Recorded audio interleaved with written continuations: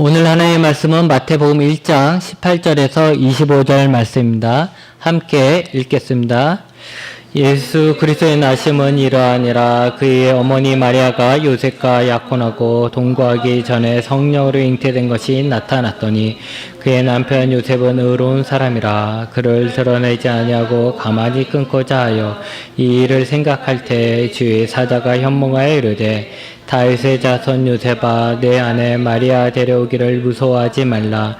그에게 잉태된 자는 성령으로 된 것이라. 아들을 낳으리니 이름을 예수라 하라. 이는 그가 자기 백성을 그들의 죄에서 구원할 자이심이라 하니라.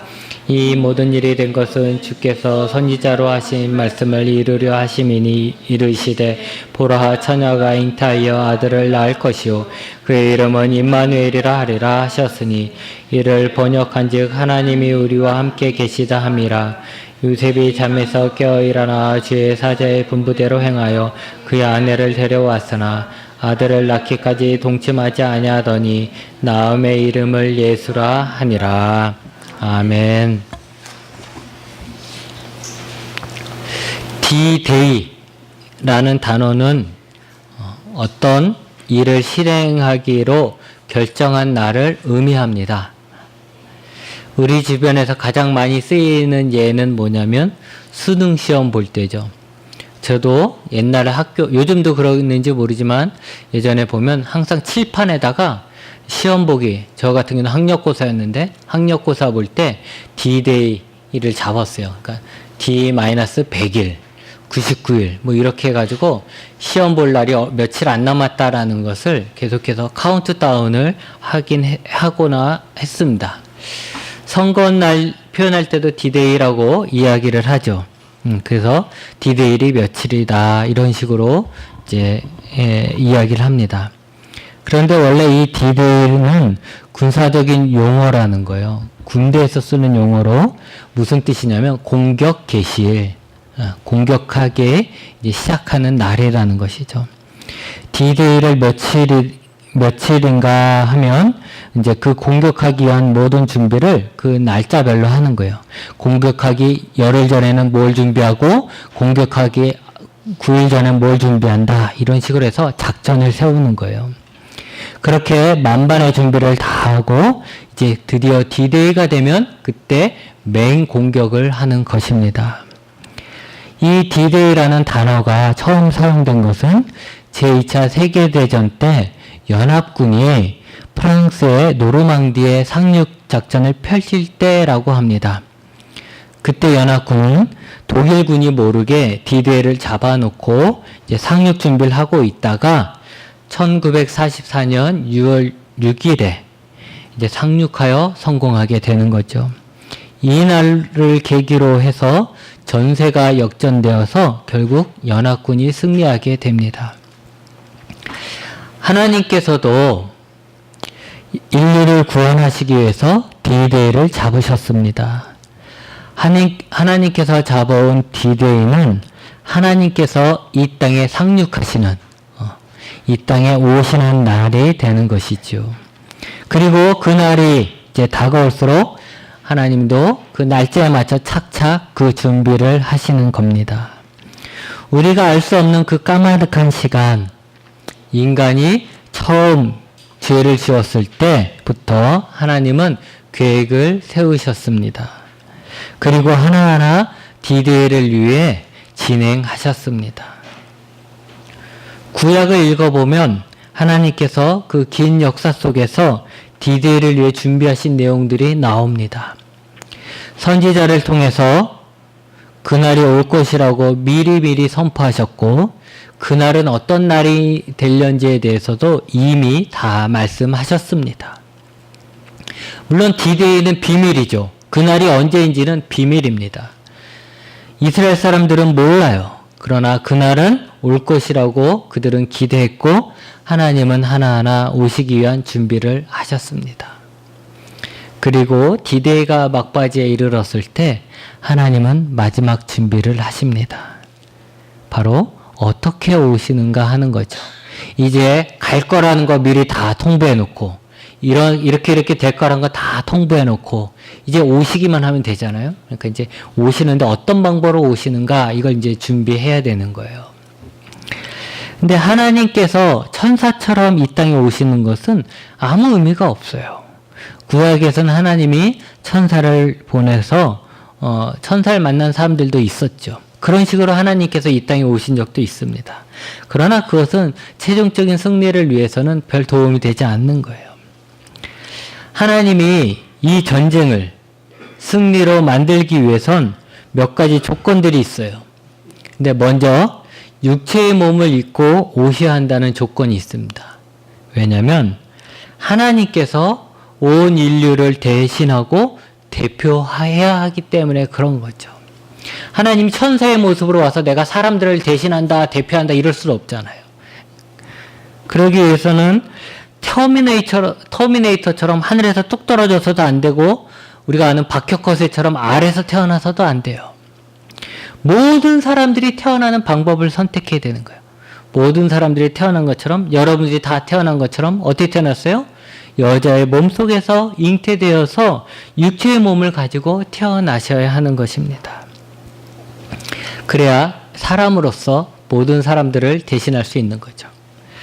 또 하나의 조건은 뭐냐? 죄가 없어야 한다는 거예요. 죄. 이 전쟁의 성패는 하나님께서 인간을 그들의 죄에서부터 건져낼 수 있는지 아니면 건져내지 못하는가 여기에 달려있는 거예요. 하나님께서 준비하신 방법은 하나님께서 대신 그 죄를 짊어지고 그 죄의 형벌을 받는 것입니다.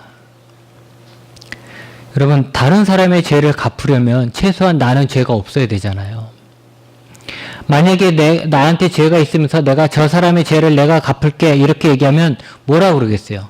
너는 네 죄나 갚어 이러잖아요. 너는 네 죄도 갚지 못하는 게 무슨 다른 사람의 죄를 갚으려고 해. 말도 안 돼. 이렇게 얘기할 거잖아요. 그렇기 때문에 다른 사람의 죄를 갚을 수 있는 사람, 다른 사람의 죄를 대신 형벌을 받을 수 있는 사람은 형벌 받을 만한 죄가 없는 사람이어야만 하는 것이죠. 그만큼 깨끗한 사람이 죄를 대신 받을 수 있는 거예요. 그런데 보면 우리가 알다시피 모든 사람들이 죄를 가지고 있잖아요. 죄가 없는 사람이 어디 있습니까? 그렇기 때문에 이 땅에 오실 하나님은 육체의 옷을 입었다 하더라도 그 본질은 하나님의 영이신 성령으로 잉태되어서 죄가 없으셔야 돼요. 인간의 몸으로는 오시지만 그분은 죄가 없어야 돼요. 그렇기 때문에 이것이 동정녀 탄생의 이유가 되는 거예요. 또 다른 하나의 조건은 뭐냐면 일단 다윗 왕의 혈통으로 오셔야 한다는 거예요. 다윗 왕의 혈통으로. 하나님은 이 땅에 어떤 모습으로 오냐? 구원자이며 메시아로서 오시는 거예요. 그리고 그 의미를 가장 잘 담고 있는 것이 바로 자기 백성을 적으로부터 지켜주는 왕, 자신을 다스릴 왕이라는 거예요. 그래서 하나님은 왕의 혈통으로 오셔서 사람들의 왕이 되셔야 하는 거예요. 이런 모든 조건, 세 가지 조건이 있었죠. 인간의 몸으로 오셔야 되고 죄가 없는 하나님의 본질로 오셔야 되고 또 왕의 혈통으로 오셔야 된다. 이 조건은 하나님께서 인류를 구원하시기 위한 이 전쟁에 꼭 필요한 승리의 요건이었습니다. 그러니까 D-Day가 다가올수록 이것을 만족시킬 수 있는 사람을 찾아야 되는 거예요. 그래서 하나님이 마리아와 요셉을 선택하셨습니다. 정확하게 말하면 하나님께서 이 D-Day를 위해서 마리아와 요셉을 예비하셨다라고 할 수도 있는 것이죠. 그럼 이제 우리가 생각해 볼 게 어떻게 이 둘이 그 모든 조건을 만족시키는가 하는 것이죠. 일단 마리아와 요셉은 어떤 관계입니까? 서로 약혼한 관계입니다. 그 당시 이스라엘의 결혼 풍습은 약혼을 먼저 합니다. 아마도 자기들끼리 좋아서 한다기보다는 부모들에 의해서 짝이 맺어질 것입니다. 그렇게 서로 약혼을 하면 1년 정도 뒤에 결혼식을 한다고 합니다. 그때서야 신랑이 신부의 집에 가서 신부를 데리고 오고 동침하게 되는 것입니다. 약혼 기간에는 서로 동침을 하지는 않아요. 하지만 법적으로는 이미 부부가 된 것입니다. 그래서 약혼 기간이라도 남편이 죽으면 약혼한 여자는 과부가 되는 것이고, 만약 다른 남자랑 동침하면 간음한 여인이 되어서 돌에 맞아 죽게 되는 것입니다. 마리아는 아직 요셉과 동침하진 않았지만 법적으로는 이미 요셉의 아내입니다. 그렇기 때문에 그가 임신한다는 것은 간음한 것과 같은 것이고 돌에 맞아 죽어야 될 그 큰 죄입니다. 그럼에도 불구하고 지난주에 말씀드린 것처럼 마리아는 어떻게 했죠? 하나님의 뜻에 순종하였습니다. 자신을 내어드렸죠. 하나님의 계획에, 하나님이 하시는 일에 자신을 내어드렸어요. 그러므로 인해서 성령으로 잉태하게 됩니다. 그렇게 해서 하나님은 동정녀 탄생이라는 조건을 하나 이루신 거죠. 그 다음에 요셉은 누구냐? 다윗왕의 후손이었다는 거예요. 다윗왕의 족보상. 그때는 이 당시에는 이미 이스라엘이 다 망해서 왕도 없고 아무것도 없어요. 근데 이제 족보상 보면 다윗왕의 후손이었기 때문에 법적으로나 사회적으로 보면 마리아가 낳을 아이는 다윗의 후손이 되는 것입니다. 이렇게 함으로써 왕의 혈통이라는 조건도 맞춰진 거죠. 채워지게 된 겁니다. 그런데 문제는 그 다음이죠.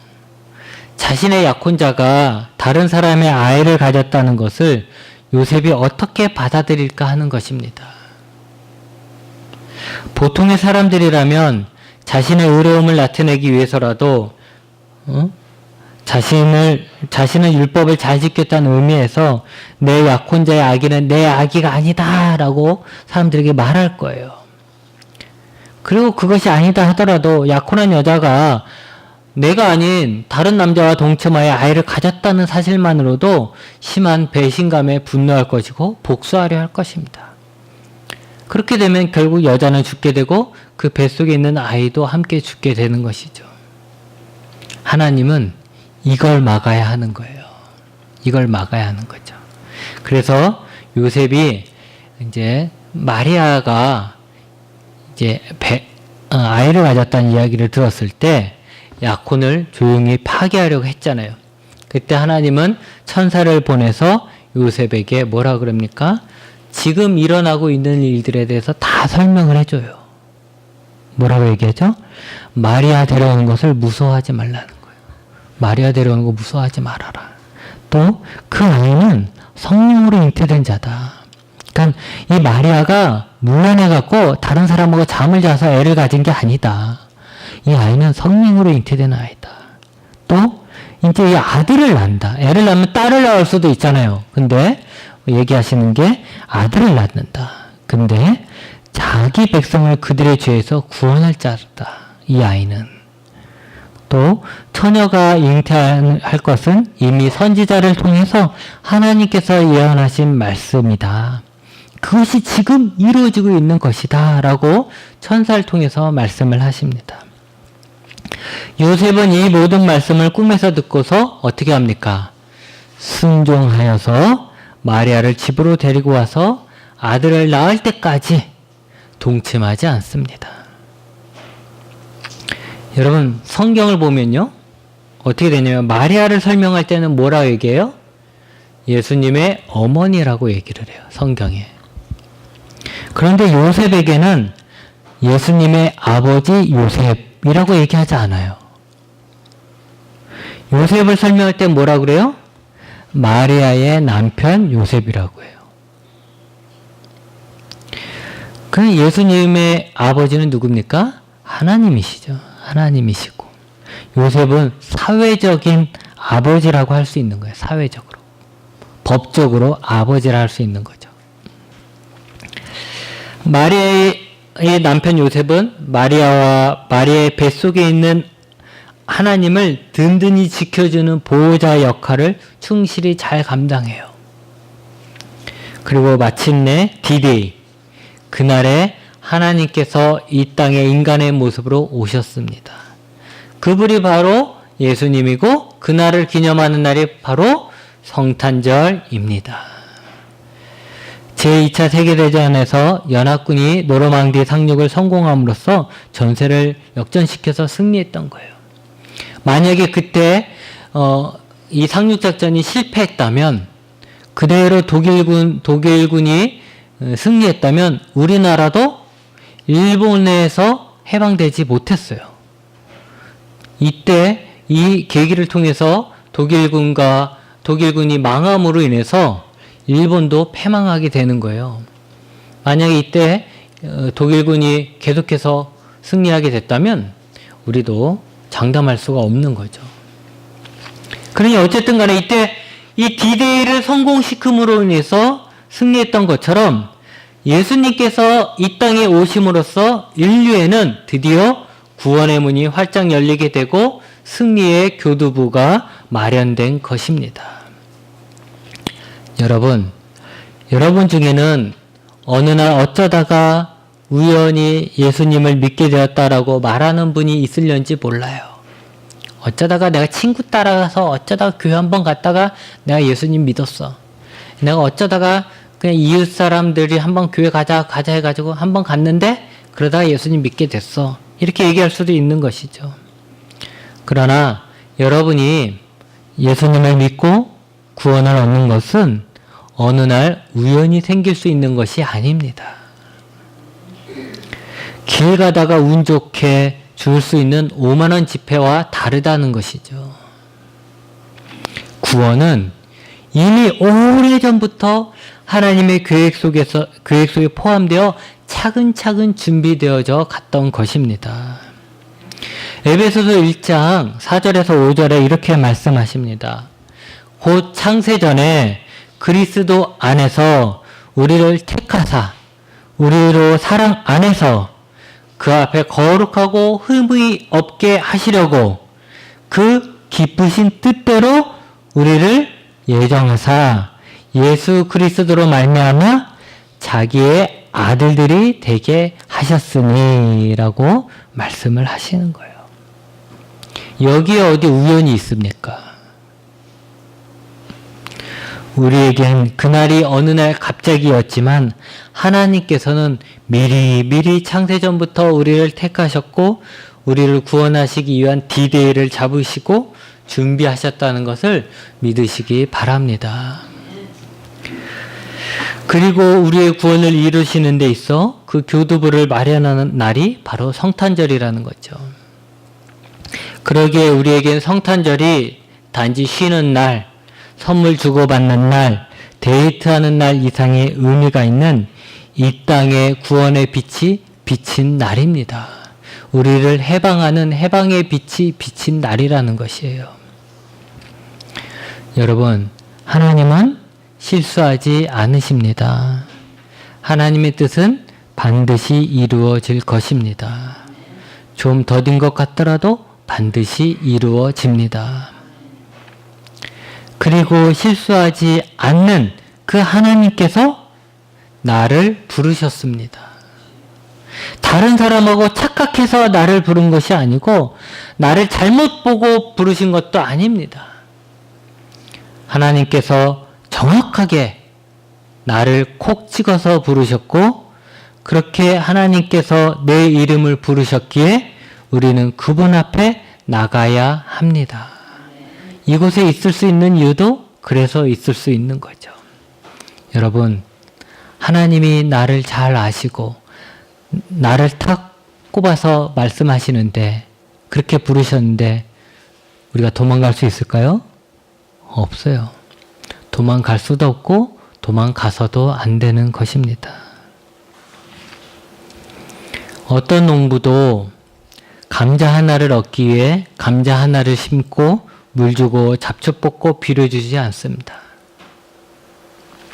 마찬가지로 하나님께서 나를 부르셨다는 것은 나를 통해서 하나님의 역사에, 하나님의 교회, 하나님 나라를 위해서 쓰시겠다는 거예요.